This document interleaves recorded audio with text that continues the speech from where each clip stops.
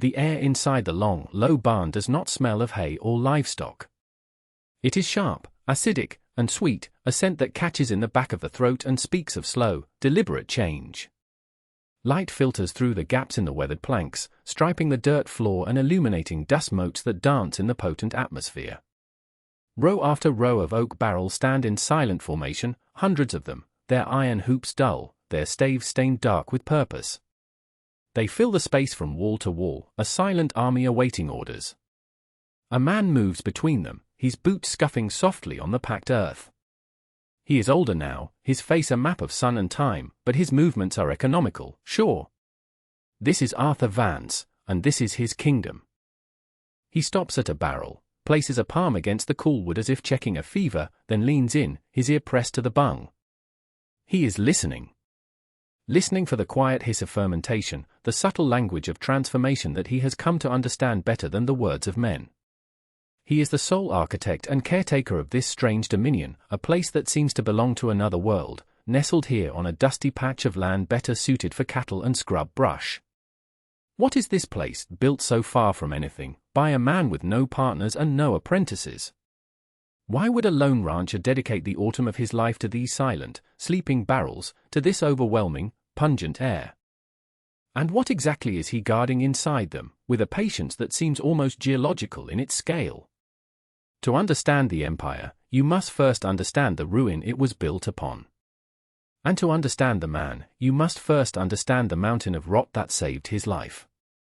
15 years earlier, the only thing fermenting on Arthur Vance's ranch was grief. At 40 years old, he was a widower, a title that felt like a coarse wool blanket on a summer day, heavy, suffocating, and wrong. It had been a year since Martha was buried, and the silence she left behind had taken on a physical weight. It sat at the dinner table with him. It rode in the saddle beside him. The ranch, once a shared dream, was now just a collection of chores he performed by rote, the sun rising and setting without his permission, the seasons turning without her to mark them. It was on a Tuesday in late autumn that the wagons came. 4 of them, great lumbering freighters from the sterling orchards in the next valley, their beds piled high with the casualties of the harvest. The foreman, a man with a perpetually sunburned nose, consulted a grimy piece of paper. He explained that Mr. Sterling had an old arrangement with the previous owner of this land. A place to dump their culls, the apples too bruised, too split, too worm-eaten for the market. Arthur, adrift in his own fog, didn't have the energy to argue. He just nodded.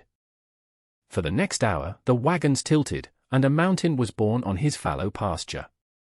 A cascade of red, green, and yellow flesh, already softening, weeping sugary juice, the first notes of decay already singing in the air.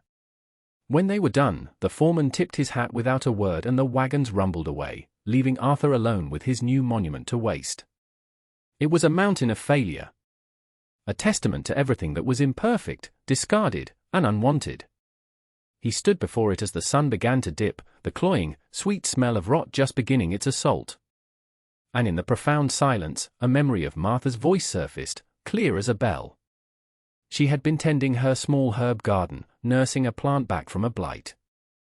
"Nothing is truly lost, Arthur," she had said, her hands deep in the soil.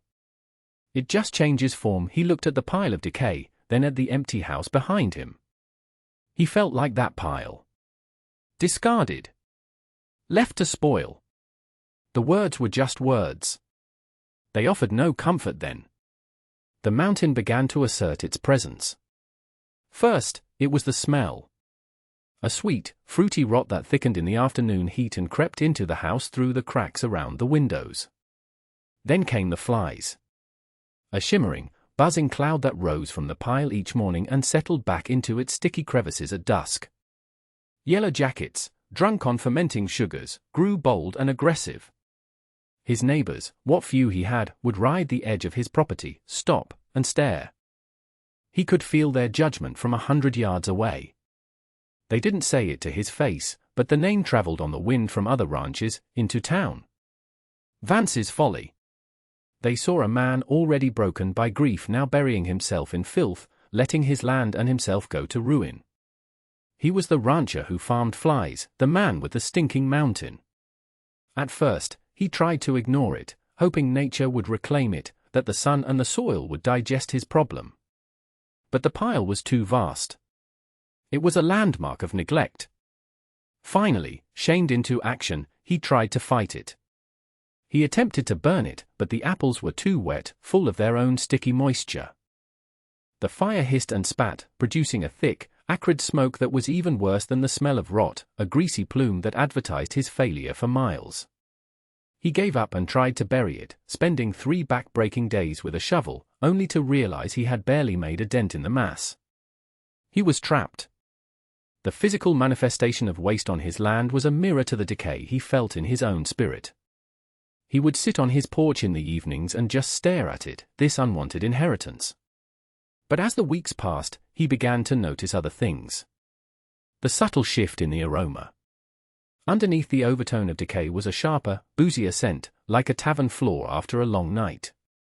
He saw the way the bees and the cider flies congregated, not with the frantic energy of decay, but with a kind of productive purpose. He walked closer one afternoon, pushing aside a layer of browning mush. Beneath it, the pulp was frothing gently, releasing tiny bubbles. It was alive. Something was happening in the heart of the rot.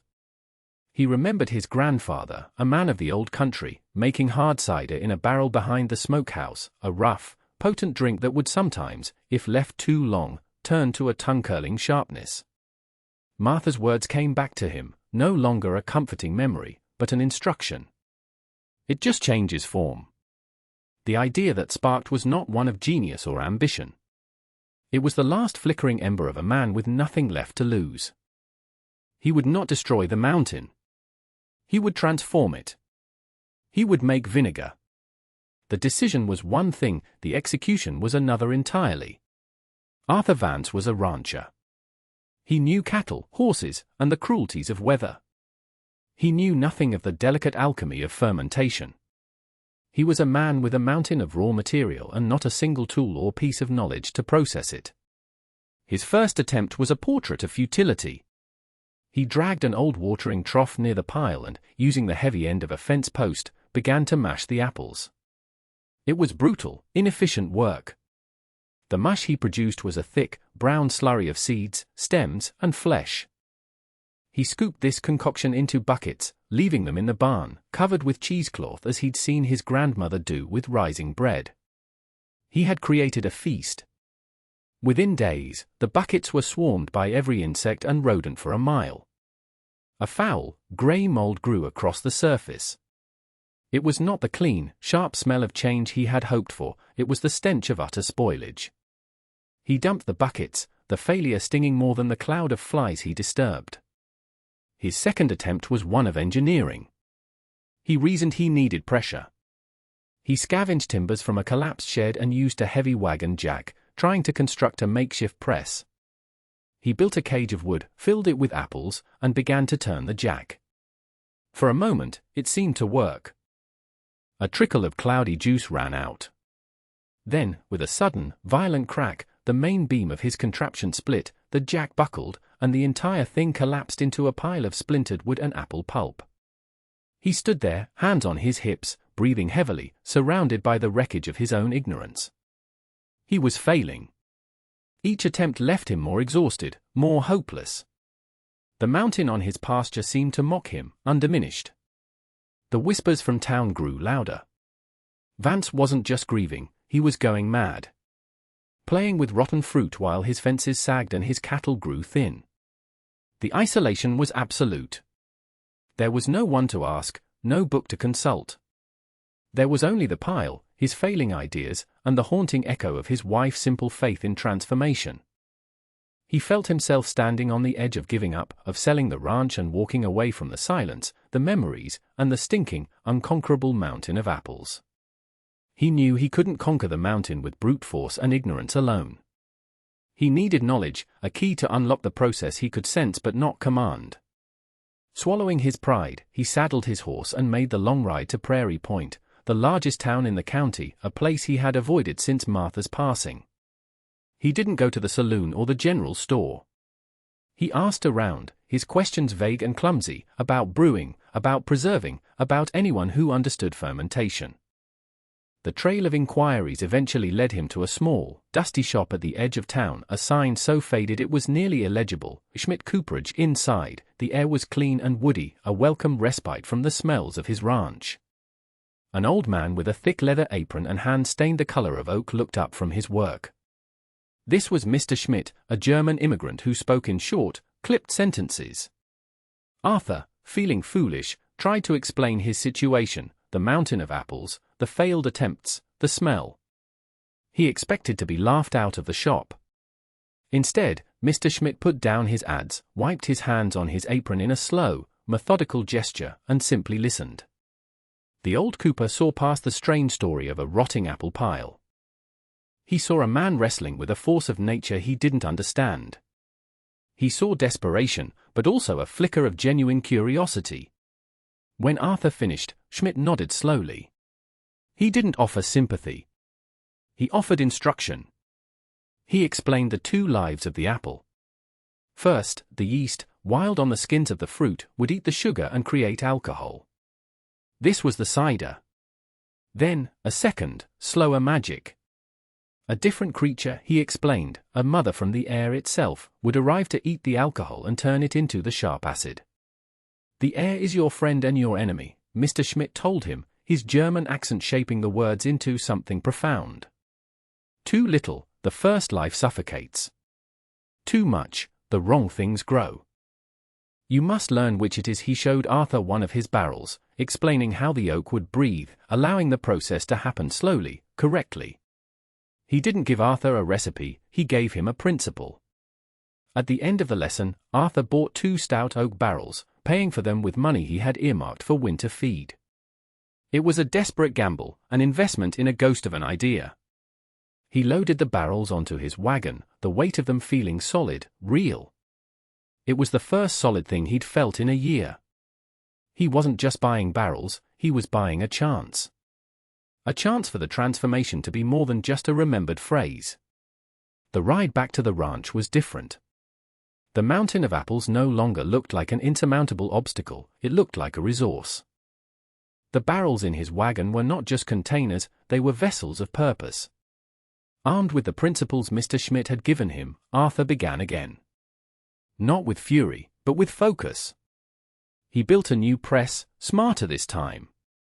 He used the concept of leverage the old cooper had explained, creating a screw press from a massive timber and a threaded iron rod he bought from the blacksmith. It was slow, agonizing work, turning the screw by hand, but it was effective.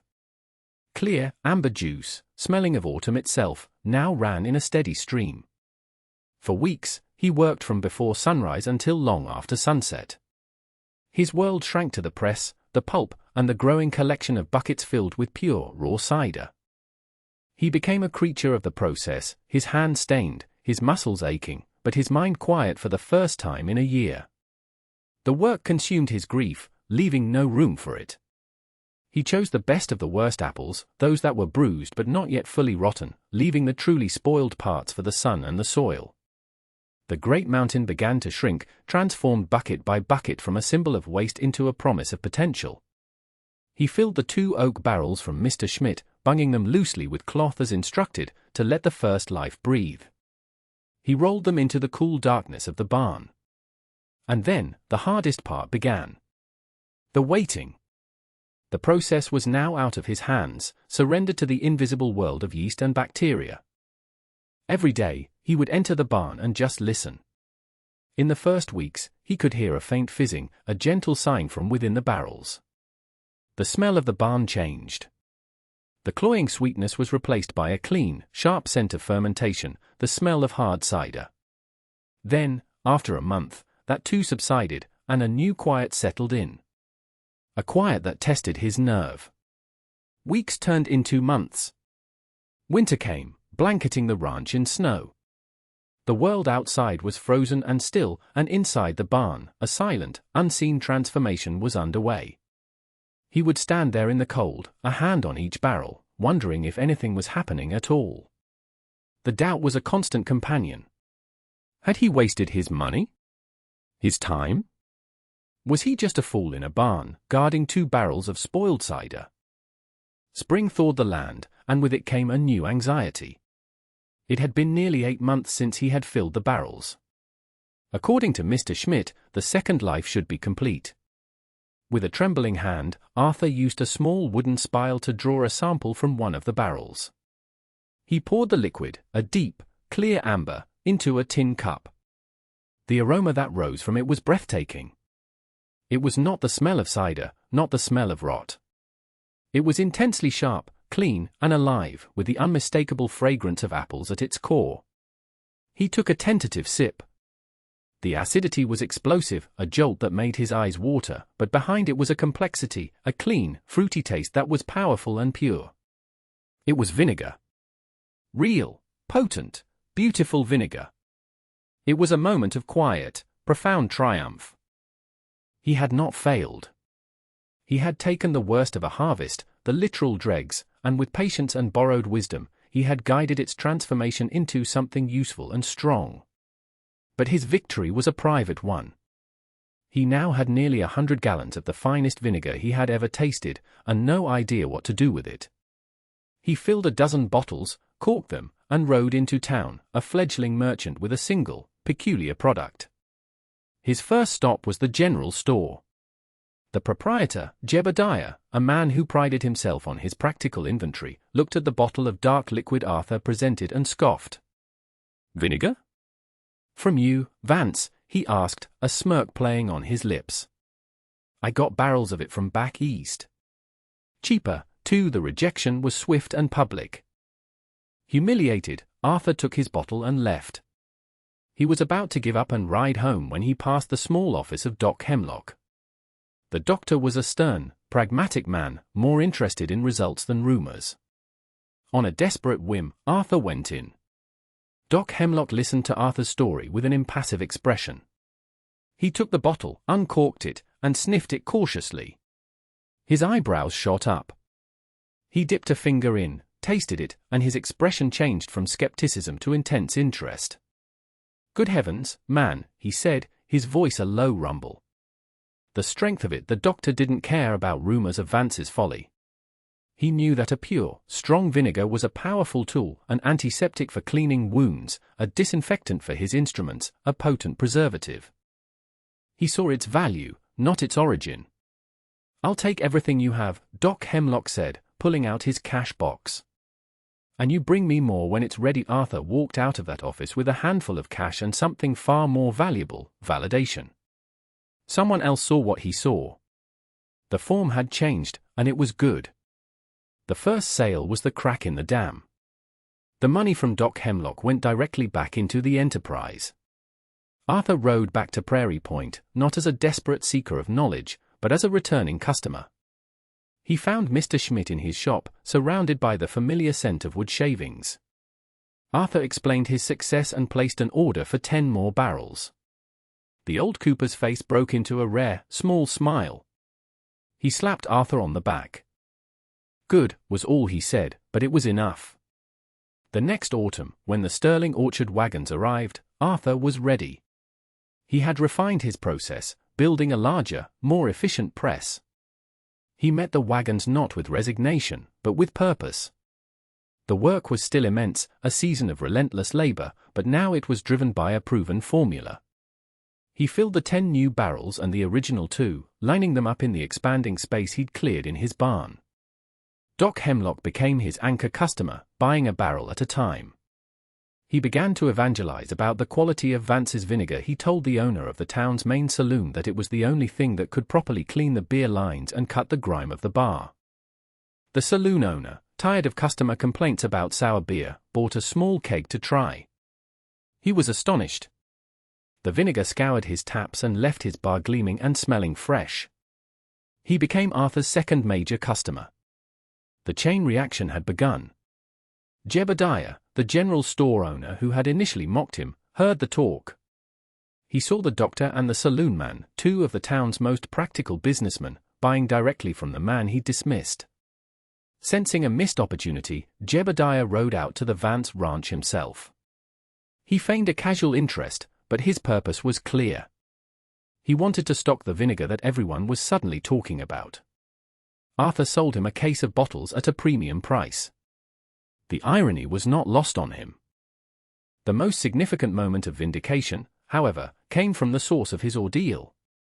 Mr. Sterling, the wealthy owner of the orchards, heard the rumors about the rancher turning his trash into a sought-after commodity. He was mostly amused. But one evening, his own wife complained that the vinegar she'd bought from Jebediah's store was weak and tasteless. On his next trip to town, Mr. Sterling saw a bottle of Vance's vinegar on the shelf. The label was simple, handwritten. Curious, he bought one. That night, he tasted it. The quality was undeniable. It was sharper, cleaner, and more complex than anything he'd ever had. He stood in his fine kitchen, holding the bottle, and realized with a jolt that he had thrown away a fortune, year after year. The years that followed were marked by the steady rhythm of growth. The single mountain of apples was eventually consumed, processed, and barreled, its essence captured and transformed. But the end of the pile was not the end of the business. Mr. Sterling, ever the pragmatist, approached Arthur with a new proposition. Instead of paying men to haul his culls to a distant landfill, he would now deliver them to Arthur's ranch. At first, he offered them for free.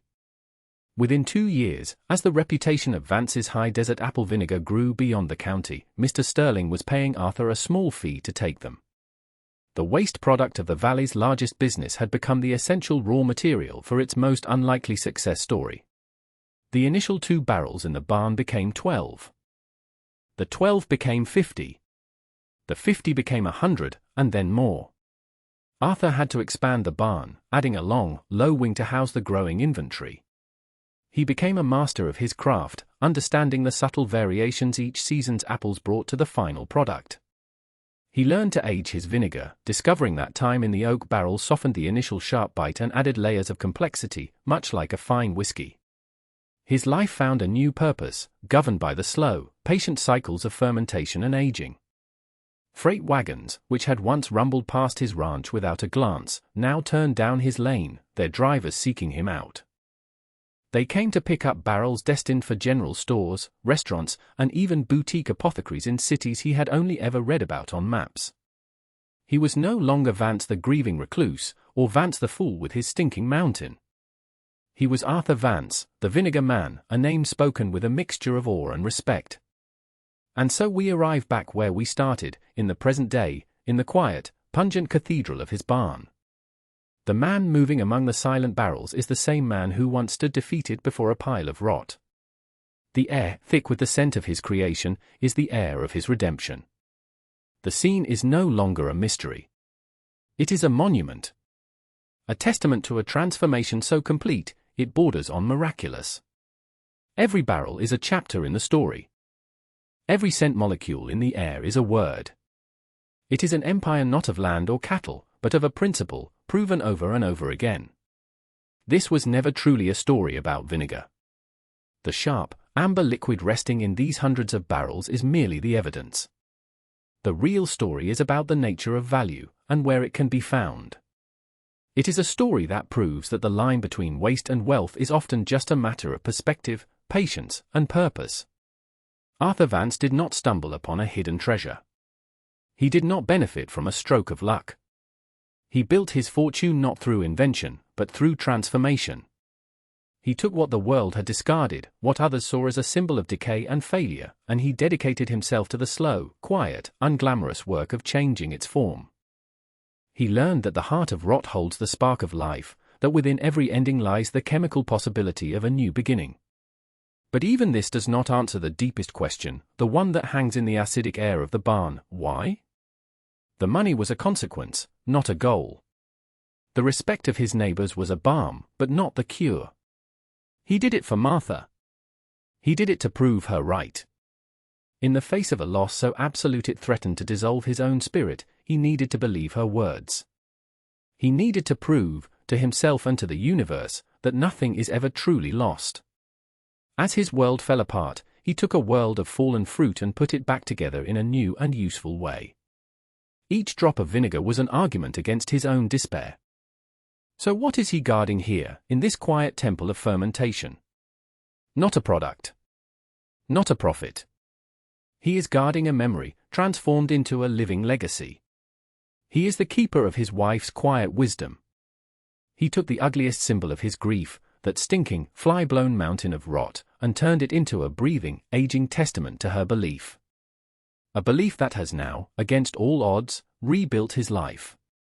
He proved that even from the deepest decay, something strong, and pure, and valuable can rise. It just needs time to change its form.